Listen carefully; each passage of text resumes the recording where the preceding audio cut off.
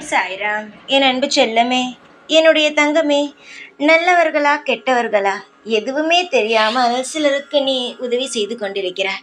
முதலில் உதவி செய்வதற்கு முன்பும் பழகுவதற்கு முன்பும் நல்லவர்களா கெட்டவர்களா என்று தெரிந்து கொள்ள வேண்டும். அதற்கு பிறகுத்தான் பழக வேண்டும். வீட்டில் இருக்கும் செய்தியை சொல்லலாமா சொல்லக்கூடாதா என்பதை யோசிக்க வேண்டும். நீ அனைவருமே நம்புகிறாய். யார் எப்படி என்பதை பார்க்காமல் ஏதாவது ஒரு சிறு நல்ல வார்த்தை சொல்லிவிட்டால் நல்லவர்கள் என்று சொல்லிவிடுகிறார். அவர்கள் எப்படி பழகுகிறார்கள் என்பதை நீ ஒரு முறை கூட தெரிந்து கொள்ள வேண்டும் என்று நினைத்தது இல்லை.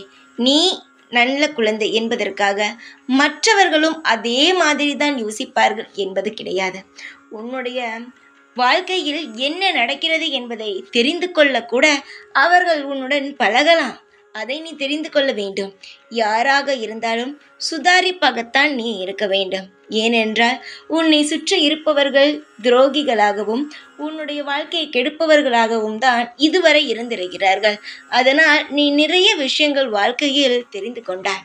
இன்னும் ஏன் யாரையுமே புரிந்து கொள்ளாமல் ஏன் இருக்கிறாய்?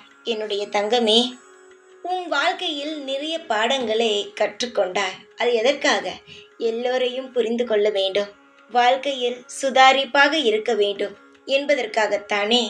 இன்னும் எதற்காக இவ்வளவு சோகங்கள்? வேண்டாம் தங்கமே.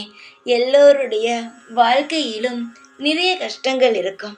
ஆனாலும் எந்தெந்த விதம் எப்படி பழக வேண்டும் என்று தெரிந்துதான் பழகுகிறார்கள். நீயோ அதிகமான கஷ்டத்தை அனுபவித்து விட்டாய். இனியாவது சுதாரிப்பாகவும் நிம்மதியாகவும் நீ இரு.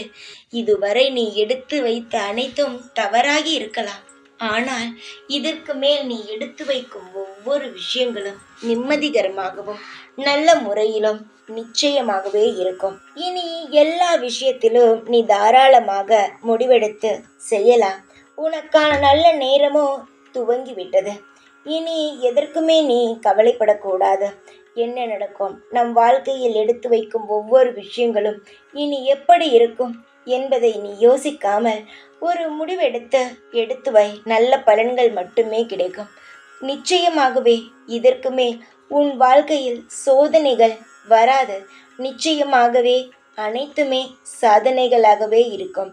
உன்னை பார்த்து கேவலமாக இவள் எதுவுமே செய்ய மாட்டாள், இவள் செய்யும் அனைத்து விஷயங்களும் தோல்வியில்தான் போய் முடியும் என்று சொன்னவர்கள் அனைவருமே உன்னை பார்த்து வியந்து, எப்படி இவள் எல்லா விஷயத்திலும் சாதிக்கிறாள் என்று வியப்புடன் பார்ப்பார்கள்.